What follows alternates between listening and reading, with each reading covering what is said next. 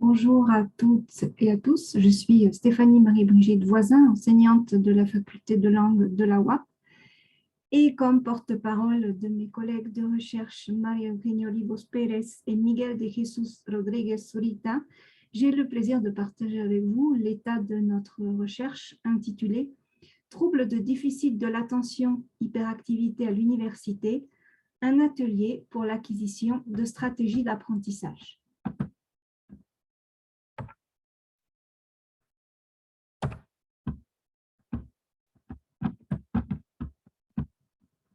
Bien.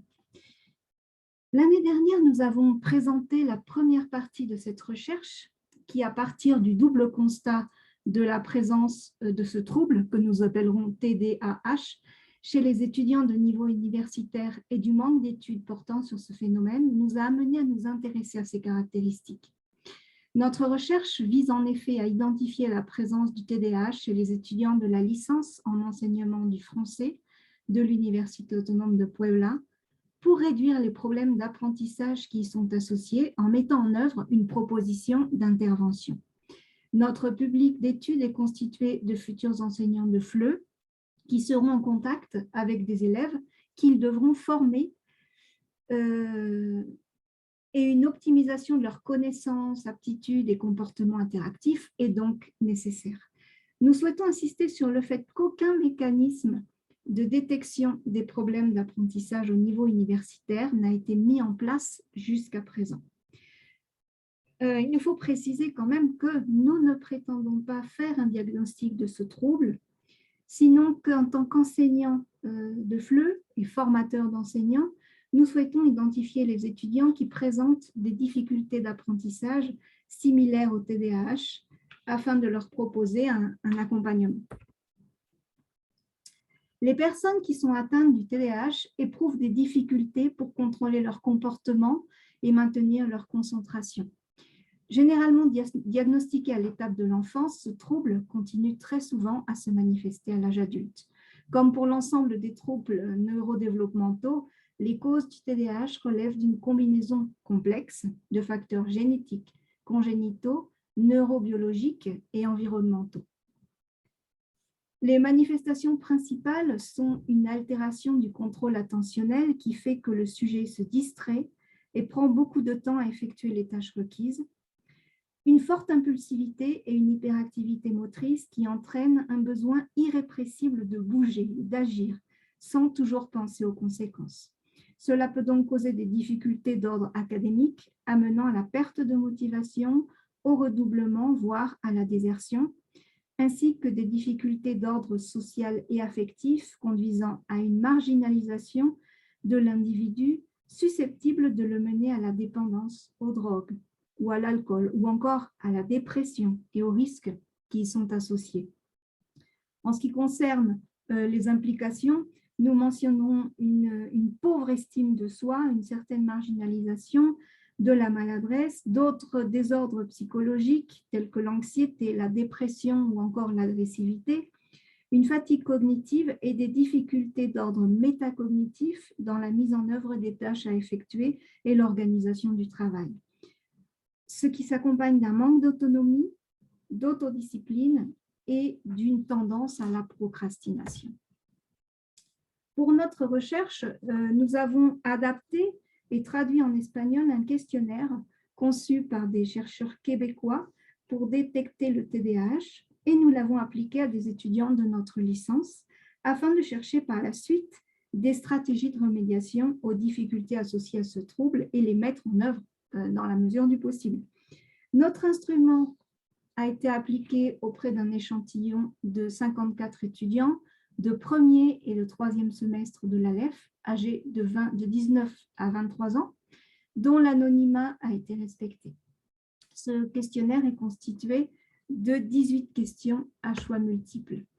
Les thèmes des questions, c'est simplement un exemple qui est donné ici, c'est le manque d'attention et les erreurs qui en dérivent, l'apparente inattention quand on parle à une personne qui a le TDAH, même directement, même en face à face. Les difficultés pour suivre des instructions ou terminer d'effectuer des tâches, les difficultés d'organisation du travail personnel, l'évitement d'activités qui ne sont pas jugées motivantes et aussi l'évitement d'activités qui requièrent un effort mental soutenu. En ce qui concerne le résumé vraiment très, très bref de l'analyse des résultats, donc la majorité de l'échantillon de notre étude met en évidence un certain manque de concentration. Ils disent se distraire facilement par association d'idées et de pensées ou par leur environnement. Une autre caractéristique est qu'ils ne maintiennent pas longtemps leur attention lorsqu'ils font leurs devoirs. En dernier lieu, ils changent fréquemment de thème de conversation. Donc, on voit que la concentration est très fragile et elle dérive à partir de toutes sortes de stimulus. Il existe aussi des difficultés d'autogestion concernant les dates pour terminer une tâche, pour remettre un travail, et une planification insuffisante justement pour pouvoir atteindre les objectifs qui sont proposés. En dernier lieu, ce qui concerne l'hyperactivité, nos enquêtés disent faire plusieurs choses à la fois et en même temps n'en terminer aucune, donc ils laissent tout inconclu. Ils font en priorité ce qui les amuse ou qui leur semble plus facile. Ils parlent spontanément, souvent sans réfléchir au préalable, ou encore ils passent énormément de temps sur des détails. Ce que nous proposons donc, c'est une intervention sous la forme d'un programme de tutorat qui pourrait être donné par des étudiants accompagnateurs ou par des enseignants volontaires. Nous pensons adapter ce programme d'intervention qui a déjà été appliqué au Québec pour répondre aux problèmes d'apprentissage liés aux troubles de l'attention. Donc, il prendra la forme d'un tutorat défini comme une interaction structurée entre deux étudiants où l'un d'eux fournit à l'autre un soutien scolaire. Au Québec, les étudiants disposent de 15 heures de tutorat par trimestre et les tuteurs reçoivent une formation d'une journée et sont encadrés par les responsables des services de soutien à l'apprentissage. Donc, c'est une structure qu'il nous faudrait adapter à notre contexte, mais qui est tout à fait utilisable. Les étudiants ont besoin d'une structure externe pour se centrer sur une tâche et être plus productifs. Et la mise en place de stratégies d'organisation est donc nécessaire pour la poursuite et la réussite de leurs études. Le programme que nous proposons repose sur un renforcement des stratégies d'apprentissage cognitive, métacognitive et aussi socio-émotionnelle tout au long de 8 modules abordant des thèmes relevant des habiletés essentielles pour réussir à l'université. Nous avons ici indiqué notre source, qui sont donc les chercheurs qui rendent compte de cette expérience qui a été menée au Québec. Notre atelier est intitulé « Troubles de déficit de l'attention, hyperactivité à l'université », un atelier pour l'acquisition de stratégies d'apprentissage, et il est destiné aux étudiants de la licence en enseignement du français qui souffrent du TDAH ou bien de problèmes d'apprentissage associés. Chaque module aura une durée de 3 heures, permettant tout d'abord une première phase d'exploration des connaissances préalables, des activités d'application des stratégies présentées, donc qui sont des activités concrètes de mise en pratique, suivies d'un bilan au cours duquel les participants mèneront leur propre suivi des processus d'amélioration grâce à la socialisation des expériences et à des réflexions quant à leur progrès. Nous comptons sur la mutualité, l'enrichissement des expériences, donc à la fois sur un travail sur soi-même et sur une collaboration. Maintenant, nous allons entrer en détail sur ces différents modules.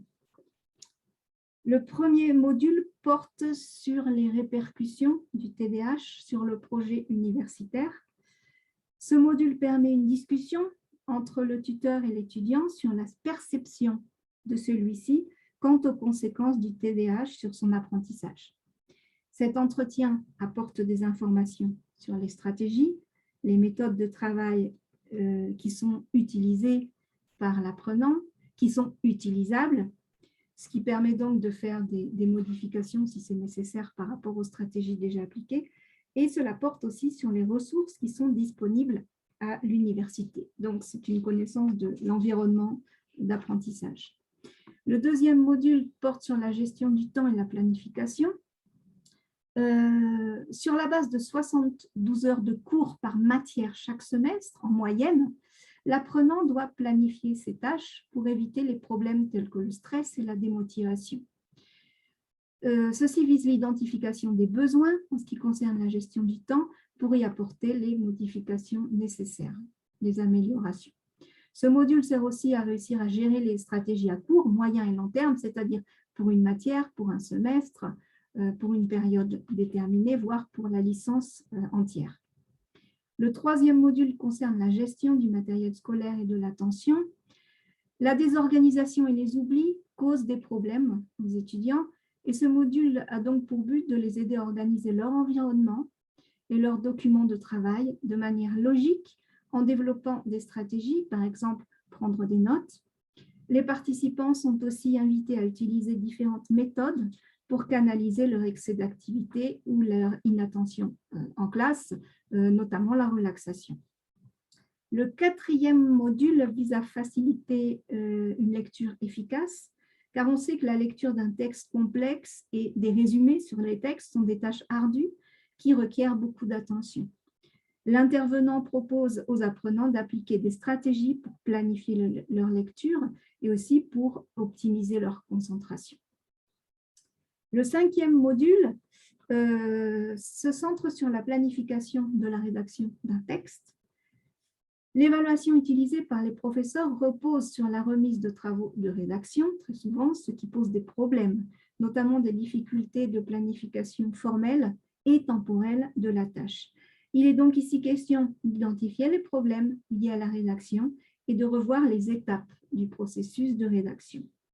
Quant au sixième module, il s'intéresse à la gestion de l'étude et à la passation des examens.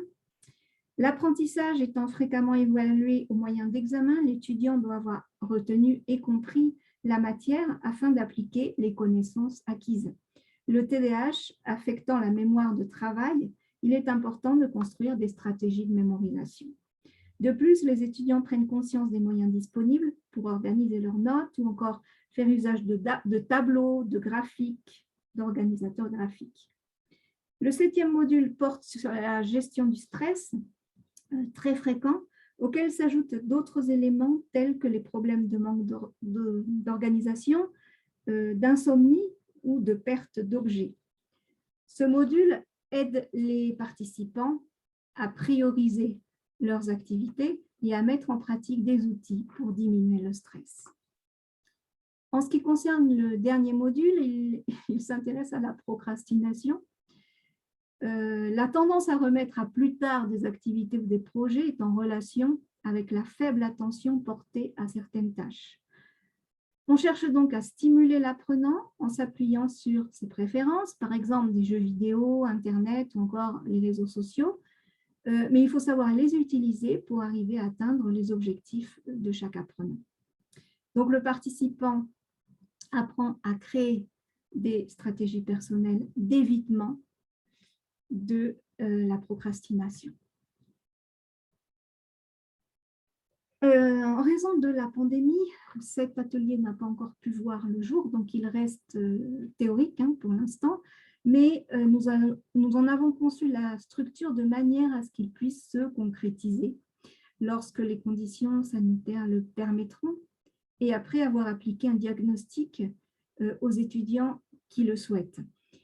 Donc, pour revenir un peu sur ce que nous attendons de l'application de cet atelier, nous attendons tout d'abord l'amélioration considérable des conditions d'apprentissage, bien sûr, par cette prise de conscience et ce travail constant, intensif, sur les stratégies d'apprentissage.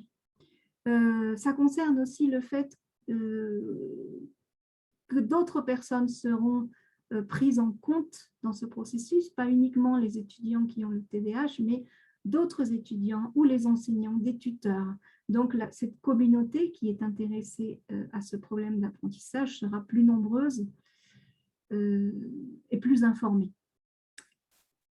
C'est en relation avec le point suivant, puisque la formation des enseignants est en jeu. Ces étudiants qui ont le TDAH sont de futurs enseignants. Donc, c'est très important pour eux d'être reconnus par rapport à ce statut et pour pouvoir contribuer à améliorer dans leur pratique d'enseignant plus tard le rapport entre l'institution, les enseignants et les étudiants qui ont ce problème. Ça veut dire bien sûr que ce qui est recherché, l'objectif ultime serait donc l'inclusion de tous les profils d'apprenants pour éviter la marginalisation de ces étudiants par eux-mêmes et la discrimination auxquelles ils font face très souvent, puisque les enseignants ne sont pas formés à travailler avec ce type d'étudiants.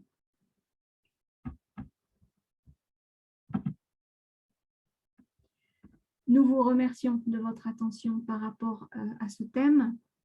Si vous avez des questions ou des commentaires, avec plaisir, nous les recevrons au courrier électronique que vous voyez sur l'écran. Merci beaucoup.